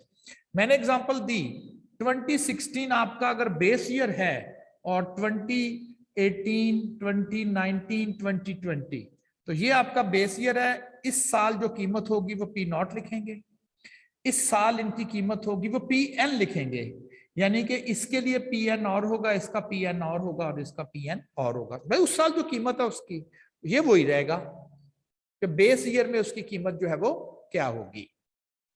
नोटेशन अभी डिस्कस कर रहे हैं, अगर कंफ्यूज है तो अभी हम कैलकुलेशन करते हैं, आपको क्लियर हो जाएगा। सिंपल इज दैट, हमने कुछ साल में किसी कमोडिटी का कंपैरिजन करना बेस ईयर की कमोडिटी के साथ। बेस ईयर में उस आइटम की जितनी कीमत होगी उसको पी नॉट लिखेंगे, और करंट ईयर में जिसका कंपैरिजन कर रहे हैं उसमें जो आइटम की कीमत होगी उसे हम पी एन के साथ जो है वो मेंशन किया करेंगे। अब इंडेक्स नंबर कैलकुलेट करने का मेथड क्या है? First method is called fixed base method. Price relatives, जिसे इंडेक्स नंबर भी हम कॉल करेंगे, क्या नोटेशन है? P nought N. कैसे कैलकुलेट करना है? Price of the commodity in the given year, यानी कि जिसका इंडेक्स नंबर कैलकुलेट करना है, over price of the commodity in the base year. Given year या करंट ईयर? गिवन ईयर या करंट ईयर। फार्मूला तो फिर बड़ा सिंपल सा बन गया, P nought n is equal to price of the commodity in the current year over price of the commodity in the base year and multiply by 100।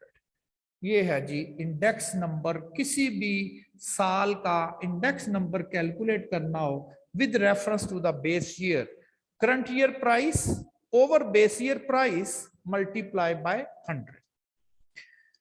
ठीक है जी, चले अब एक छोटी सी एक्सरसाइज करते हैं। बड़ी सिंपल सी एक्सरसाइज है, ये मैं बाद में बताता हूँ चेन बेस मेथड क्या है, पहले ये एक एक्सरसाइज कर लेते हैं। कहता है the following table shows the prices of cotton.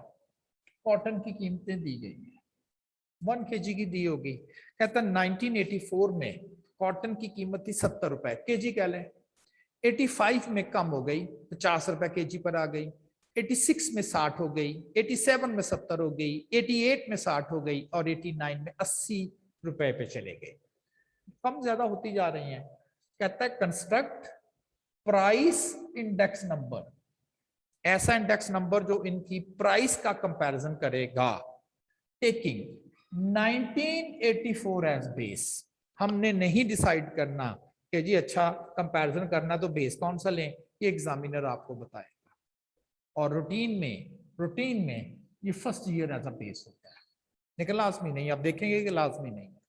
उसने कहा प्राइस कंपैरिजन करें, कैसे कहा? इंडेक्स नंबर से। इंडेक्स नंबर का काम ही ये है, वो प्राइस कंपैरिजन करता है। आपने कहा जी प्राइस क्यों क्वांटिटी नहीं हो सकता? या उसने कहा प्राइस कंपैरिजन करना, दी भी प्राइसेस है, तो ये फिर प्राइस इंडेक्स नंबर होगा। अब जो प्राइस इंडेक्स नंबर होगा वो एक मिनट की आप वेट करेंगे।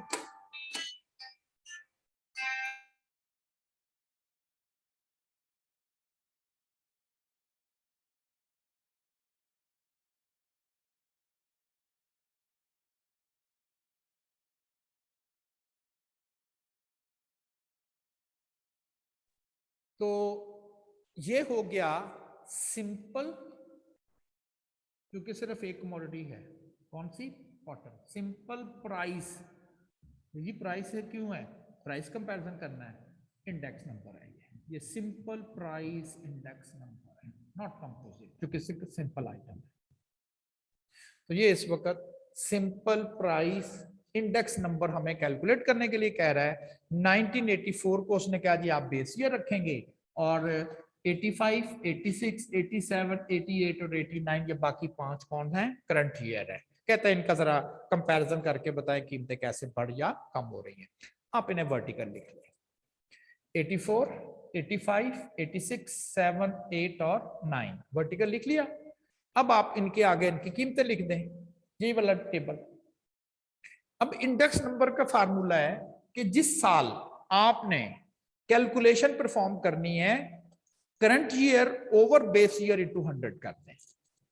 ये जो बेस ईयर है 1984 बेस ईयर, इसका जो इंडेक्स नंबर है, ये इंडेक्स नंबर ही है ना, प्राइस रिलेटिव जिसे कह रहे हैं, आपने डायरेक्टली उसकी जगह पर उसके अगेंस्ट 100 रख देना है। अभी देखते हैं ना क्यों रखना है। यानी कि जो बेस ईयर होगा विदाउट एनी कैलकुलेशन आपने उसके अगेंस्ट उसकी वैल्यू जो है वो 100 रख देनी है। अब जरा बात आ गई पहला current year, 1985 is the first current year. Notation में इसका नाम होगा पी नॉट। क्योंकि ये बेस ईयर की कीमत है। नोटेशन में इसका नाम होगा पी एन, चूंकि ये करंट ईयर आ गया। अब क्या फार्मूला, बड़ा सिंपल है, base year current year over base year multiply by 100, 50 by 70 ज़रब 100। इसको जब आप कैलकुलेट करेंगे तो ये आ जाएगा 71.43। अब जरा अगला 86 आ गया। Current year 60, base year 70 multiply by 100, 81.75, 85.71, फिर 70 आ गया। दिस ओवर दिस, फिर 80 60 आ गया। 60 ओवर दिस, फिर 80 आ गया। 80 बाय दिस, यानी जिस साल का भाई आपने इंडेक्स नंबर कैलकुलेट करना, उसकी वैल्यू को न्यूमिनेटर में रखो, जो बेस ईयर दिया हुआ है उसको डिनोमिनेटर में रखो, ज़रब 100 कर दो, इंडेक्स नंबर आ जाएगा, इंडेक्स नंबर आ जाएगा। अब इसका मतलब क्या है, अब जरा नोट कीजिएगा, जो पहली एक्सरसाइज आपको मैंने आपको पहली एक्सरसाइज मैंने आपको करवाई थी, इसको आप समझ लेंगे इफ बेस प्राइस इज, याद है जो डिनोमिनेटर में रखा था 100, then current price, current year price, current year price, current year कौन है 1985 है इस वक्त, ये कम है इतनी 71%, तकरीबन 71% का मतलब है कितने परसेंट कम है, राउंड अबाउट 29%। जो चीज बेस में रखी होती है, याद था ना बाबर्स मार्क्स हमने डिनोमिनेटर में रखे थे और मैंने कहा था इफ बाबर गॉट 100 मार्क्स। अब चूंकि ये बेस डिनोमिनेटर में बेस ईयर है, इसीलिए मैं कह रहा हूं if base year price is 100, तो देखें इसलिए मैंने डायरेक्ट यहां पर 100 प्लेस किया है। अब न्यूमिनेटर का आंसर क्या आ रहा है, 50 ओवर 70 है ना, ये कीमत है 100, तो परसेंटेज फॉर्म में ये 71 बनता है। आप कह सकते हो 1985 में कॉटन की कीमत 29% कम हो गई 84 के मुकाबले में। कंपैरिजन जो उसके साथ कर रहे हैं, कंपैरिजन जो उसके साथ परफॉर्म कर रहे हैं। What about 86? 86 में जो कॉटन की कीमत थी वो बेस ईयर के मुकाबले में 15% कम थी, वहां 70 की थी, यहाँ 60 है। 87 में कॉटन की कीमत बिल्कुल वही थी जो 84 में थी, देखिए ये भी 100 है और ये भी 100 हो गई। 88 में कॉटन की कीमत फिर 15% तकरीबन 14.329% कम हो गई एज कंपेयर टू 84। और 89 में कॉटन की कीमत 84 के मुकाबले में तकरीबन 14.29% ज्यादा होगी। यानी कि आपने जो बेस ईयर है वो 100 है, जितना 100 से कम है उस साल उतने परसेंट कम कीमत है as compare to base, as compare to base. बस जिस साल का भी कंपैरिजन करना with the reference to the base करना है, कंपैरिजन ही उसके साथ कर रहे हैं। तो 84 के मुकाबले में 85 में कीमत 29% कम थी, 86 में 15% कम थी, 87 में वही कीमत होगी जो 84 में चल रही थी, 88 में 84 के मुकाबले में 15% कम है, और 89 में 84 के मुकाबले में 15.29% उनकी कॉटन की कीमत जो है ज्यादा है। अब हमें नहीं पता कॉटन कितने की, बस 100 रुपए की थी तो 114 की हो गई, परसेंटेज फॉर्म में हमने बता दिया। बड़ा सिंपल सा ये फॉर्मूला है जी। अगर किसी ने कोई क्वेश्चन करना हो, current price over base price into 100 and place the index number against the base 100 and suppose that if it is 100 in the base year, what is the price in 85, in 86, in 87, in 88, in 89? If it is greater than 100, that much percent price increases. If it is less than 100, that much percent price decreases in the data. Second one है, उसने कहा है construct the price index number, ठीक है, taking average price for all year as a base. किसी एक साल की कीमत को उसने बेस नहीं कहा, उसने कहा तमाम सालों की जो कीमत है उसको एवरेज कर दें और जो आंसर आए उसे आप बेस प्राइस बनाएंगे।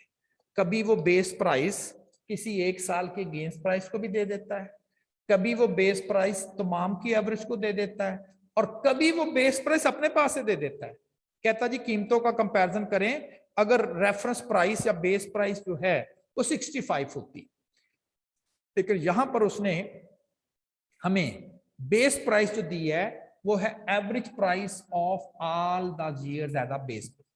आप पहले इनकी एवरेज निकाल लेंगे ताकि हम बेस प्राइस निकाल सकें। तो हमने पहले एवरेज प्राइस निकाले, इन सबको जमा किया 390, 1 2 3 4 5 6, 65 is the base price.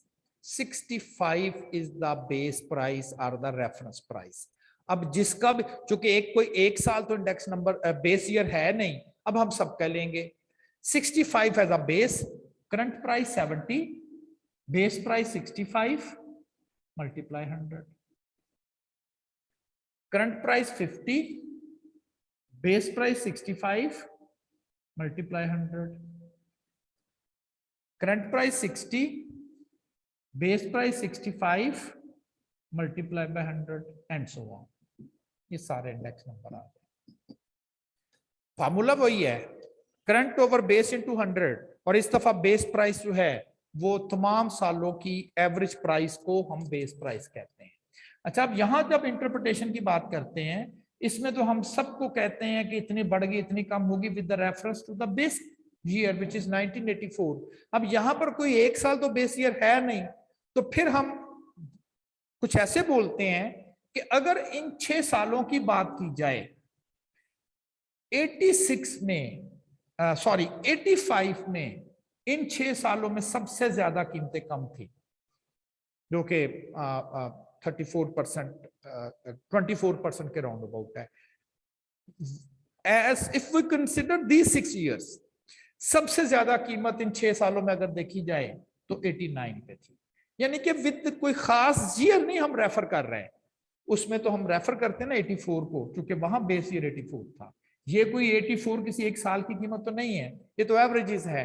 तो इस लिहाज से हम उनको इन जनरल स्टेटमेंट देते हैं कि for these 6 years the least reduction in the price is in an 85, which is almost 24%, and the maximum increase in the price is in 89, which is 23%. बस कोई इंटरप्रिटेशन में इतना ज्यादा नहीं इंटरेस्ट, हमें सिर्फ ये बताना था कि बेस जो प्राइस है वो किसी एक साल की प्राइस को भी बेस रख सकता है, वो चंद सालों की एवरेज को बेस कह सकता है, वो 2-3 सालों की एवरेज को बेस कह सकता है, वो अपने पास से कह सकता है consider 73 as a base price. तो हमारे लिए यही बेस प्राइस है। ठीक है जी, चले बाकी फिर जो थर्ड पार्ट रह गया है, index number by using the chain base method, जो कि हमारा सेकंड मेथड है चेन बेस, ये वाला चेन बेस मेथड। तो ये इंशाल्लाह हम कल करेंगे।